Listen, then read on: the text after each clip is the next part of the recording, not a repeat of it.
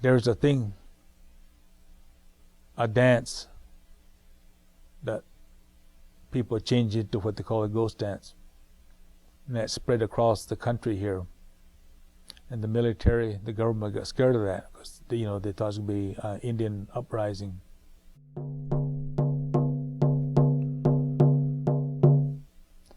So they came down and forbid all the native people. They couldn't do their dancing, their singing, their ceremonies. And that went on till 1934.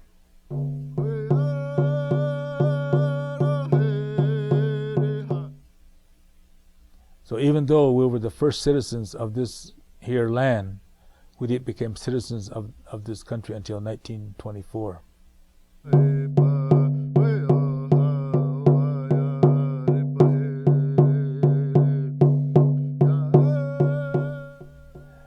That's probably a lot of our reasons why we've lost our culture. We couldn't sing no more. We couldn't do ceremonies. A lot of this stuff went underground, and you got kind of changed because we couldn't do it openly. So a lot of those things that the old people talk about now is in the language. That's why it's kind of important to know. When you know this language, you know what the hidden words that's there that happened long ago, what they hid from the government, the songs in the songs, stuff like that.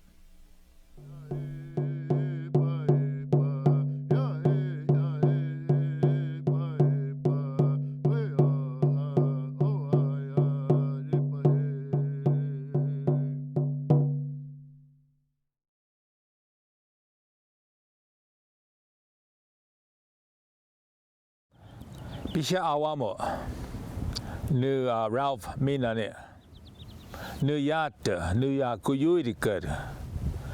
Good morning. My name is Ralph Burns, and I'm from here, Pyramid Lake, and we call ourselves Kuyuidikud. In 1950,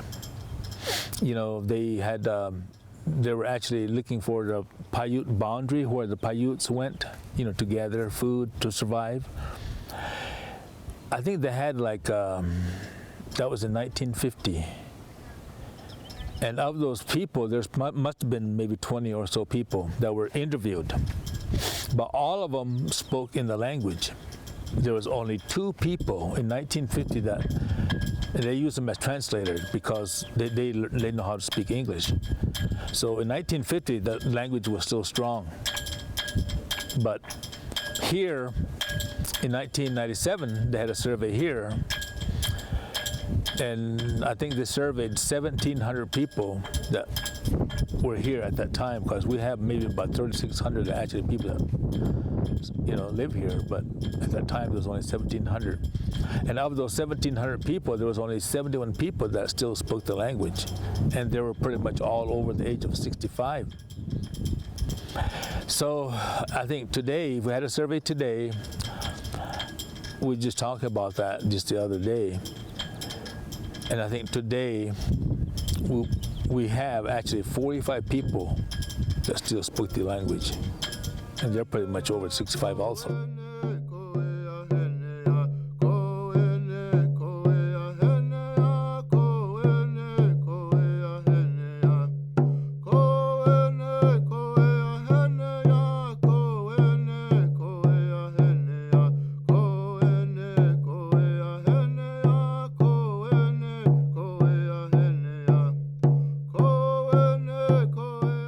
My job was just to, hold a piece of paper or hold a picture of an animal or something like that, plant, or, a puppet. But, slowly going to these community classes, what I used to know would slowly start coming back to me. And I believe probably maybe about 2 years it took me to slowly everything what I used to know, what I used to speak, came back to me. I never took any kind of, being like certified to teach this language, the Paiute language, but I still do it.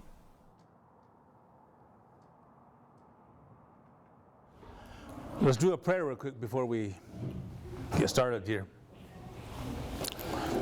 Okay, kono nuihi ya Sumoowakwatu is bisha so makano kuka ya bisha tumia puhwa. So what are you doing? What are you doing? Tabino. It means day, D-A-Y. It also can be referred to as date, D-A-T-E, for the month. And it also can mean afternoon, day, date, or afternoon. And it's how you use that in the context of a sentence, you can get the meaning. My students is one that kept me going, and I really have to thank them for coming. I have, young kids all the way up to some elders that come to the class that they were in the same situation as I was. They forgot the language and they're coming forward.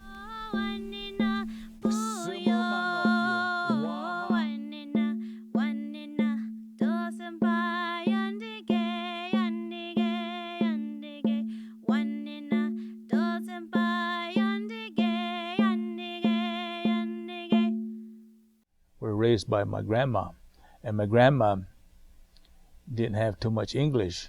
She actually was sent to what they call a boarding school. But in boarding school, they were forbidden to speak the language, and they were punished for speaking the language. And so she ran away from there, and her dad and mother kept her hidden, and that's how she never know English.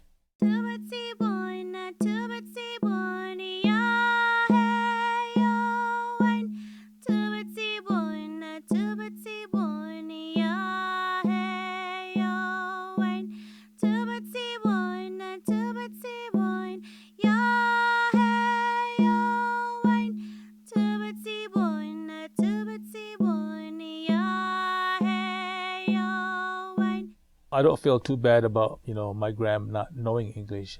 I'm glad that she only knew the Paiute language, and that's why I still carry on today.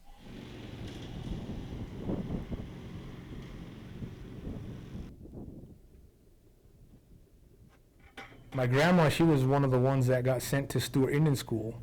She never talked about it until my junior year in high school, because I was at a boarding school. And she was like, do they still do this? Do they still do that? And I was like, no, it's against the law.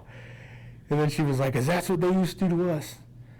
And then she remembers once, she said she was 12 years old, and she spoke to her sister in Paiute. And she said both of them got whipped, and it was those horse whips like they use for equestrian. She's like, she didn't think her sister was going to survive. Her sister was, younger than her. And she was like, after that, she goes, I never wanted to speak the language. She goes, it was, I never wanted to tell anybody that I spoke the language. It wasn't until I was 22 that I actually heard her speak the language. And it was a shock to me, because my whole life growing up, she was Christian. She was, an American. Everything that they did was American-style living. And the trauma that they suffered there, they did not want that for their children. So a lot of them, when they left the boarding school, they decided, we're American. We're going to become American citizens. And we are going to be, well, they say it like we're going to be the good Indian, and then we don't get tortured, we don't get beat.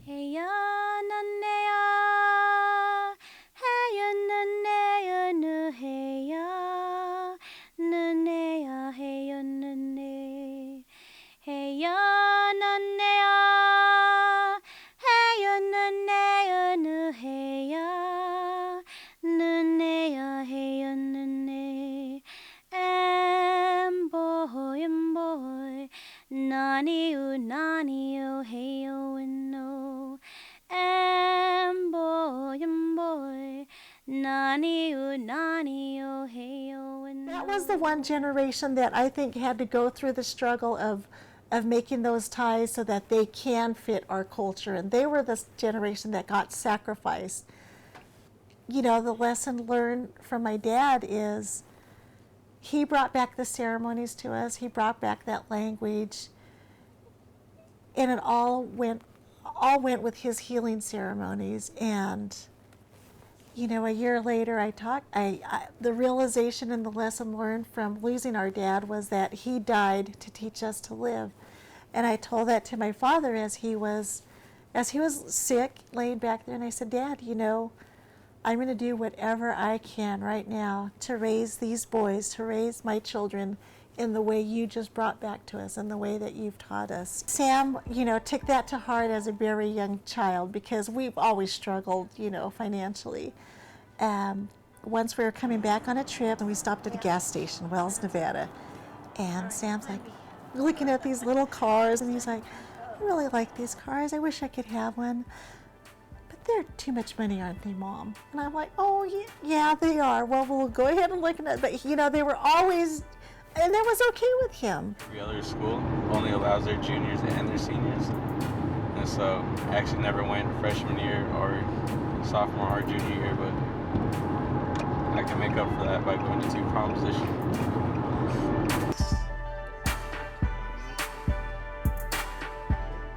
Take you right over here.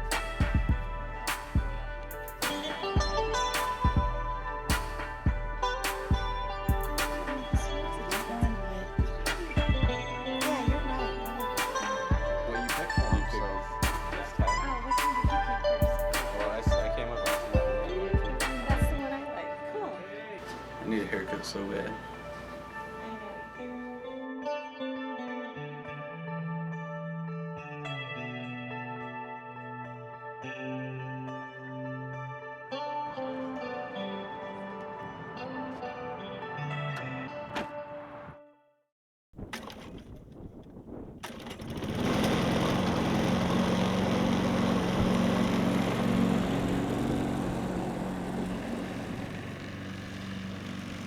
For the most part, my mom raised me by herself, her and my grandma. When I was little, my nickname used to be Cowboy Sam. I wore a black cowboy hat, and then I'd have my Wranglers on, and I had my cowboy shirt. I always had like my little rope, and then I started to play basketball, and basketball took over. The first time I can remember playing basketball, I was probably about this tall, and it was for my Head Start program. And ever since, growing all the way up to actually pretty much till now, except my high schools. I have a huge family.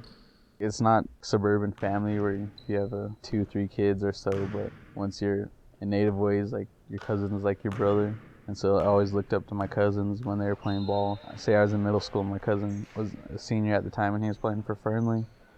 And so we'd always have dinners before his game, and then we'd always go watch his game. Now that I'm a senior, everyone's having dinners before our basketball games and going to watch my basketball game.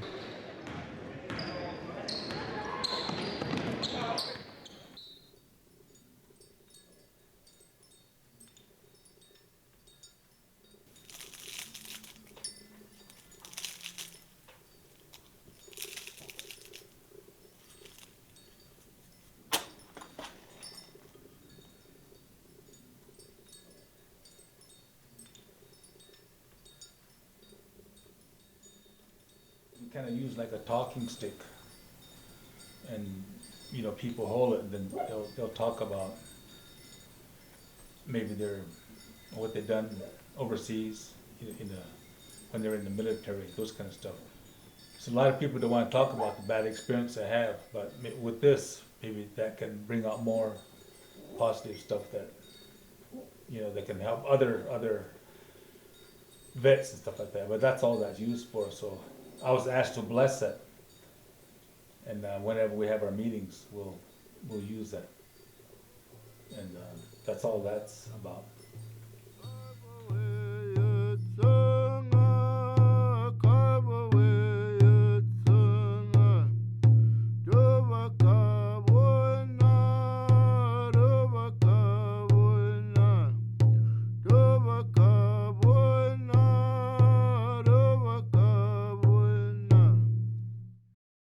In 1968, In December, I was drafted into the service and had an extra training, what they call advanced infantry training there for another 8 weeks, and was shipped off to Vietnam. Hey, nee-oh, wee-oh, wee-oh, wee-oh. Hey, nee-oh, wee-oh, wee-oh, wee-oh. Hey, nee, bazaman that's on a head, no, nee-oh, hey, nee, oh, wee-oh, wee-oh, wee-oh.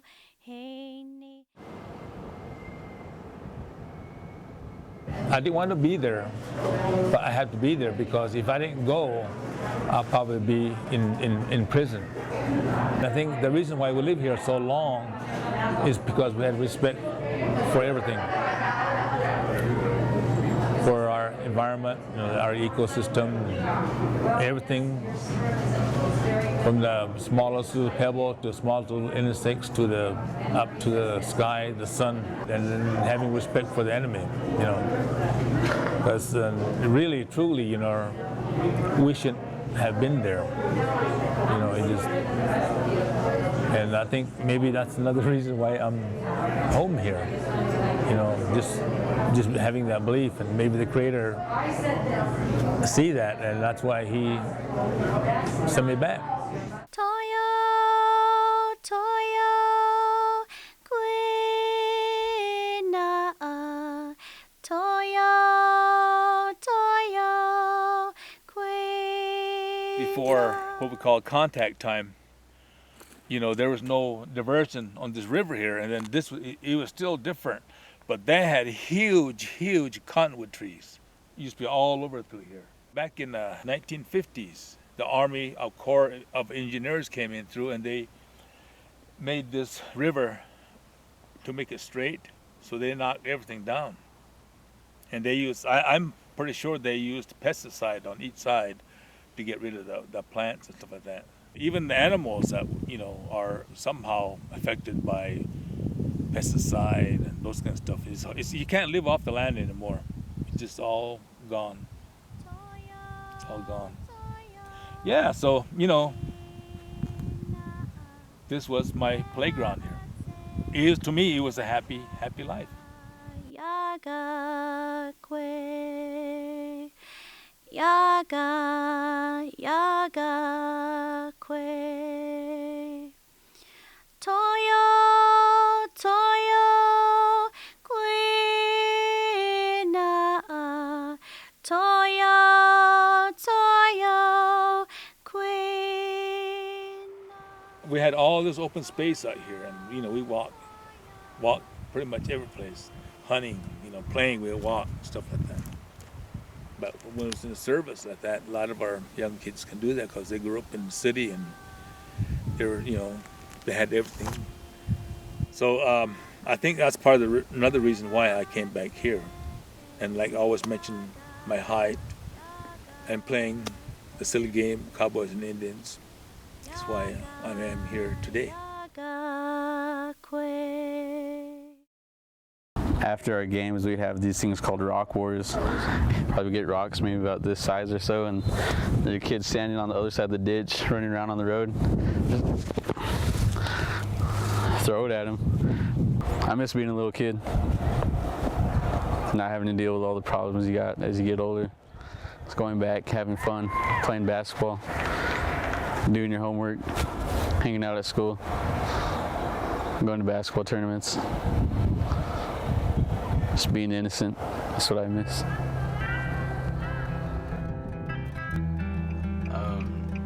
I want to be an attorney, so like Native American law and all that.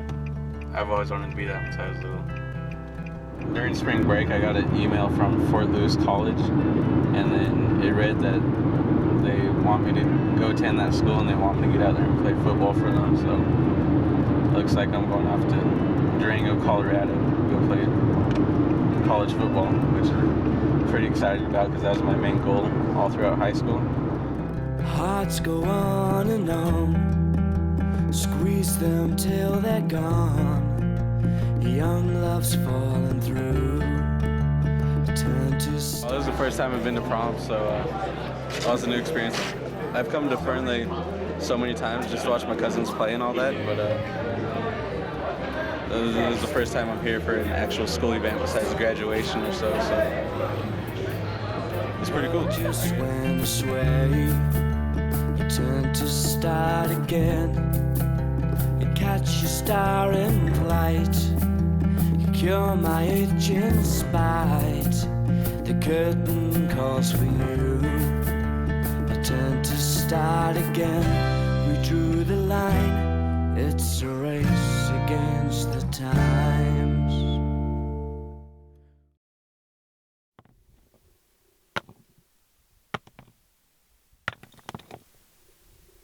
See, when it breaks, I mean it's no good.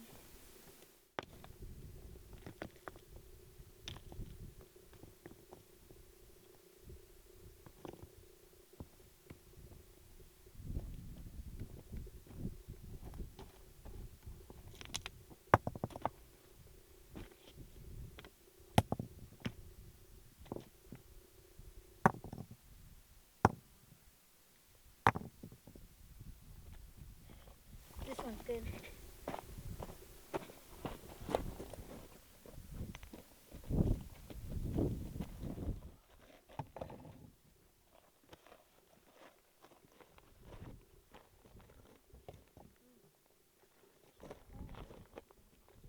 How a religious person or like Christian or someone goes to church every Sunday. You know, I'm going to a sweat lodge every Sunday or every Saturday. It's the way I pray, and it's like a ritual. Also, you do it repeatedly.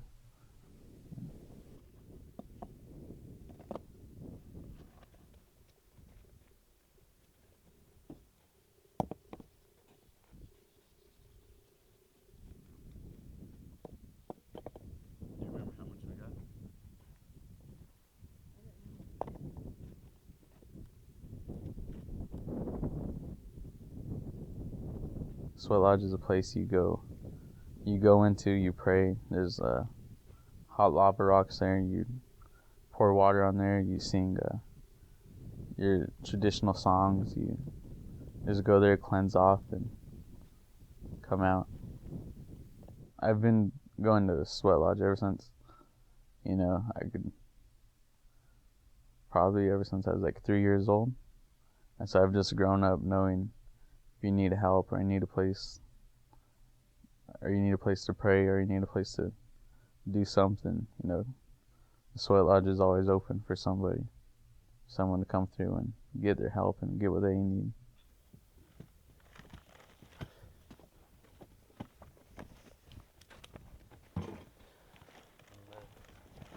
A lot of Indians or tribes have been relocated to other places, or they've gone somewhere else, and there wasn't their original homeland here. My people have fought for that lake, and they've been there for thousands of years, and it's just really important to me that it stays there and we keep it. Atsati pikatana, atsati pikatana, pishasana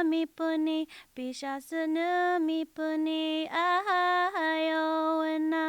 I do plan on moving to a big city or something, but I'm always gonna come back no matter what. And a lot of people think it's a negative, or they want to get off the res and never come back, and they have that negative mentality. But I'm gonna leave. I'm gonna do what I need to do, come back and help my people.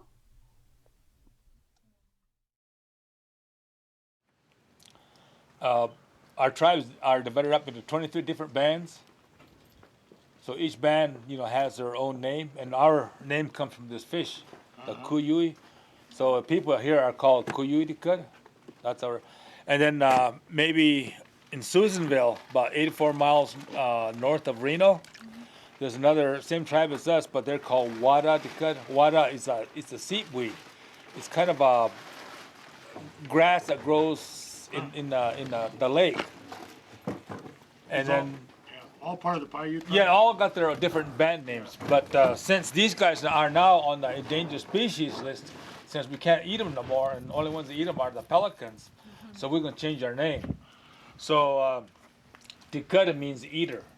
Tikud. So we're gonna call the pelicans Kuyutikud and call ourselves McDonald Tikud. So we're now are the people of the Golden Arch. Yeah.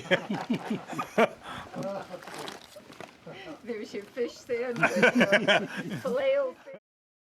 When we leave from here, when we go to the good place, everything there is going to be in the old way.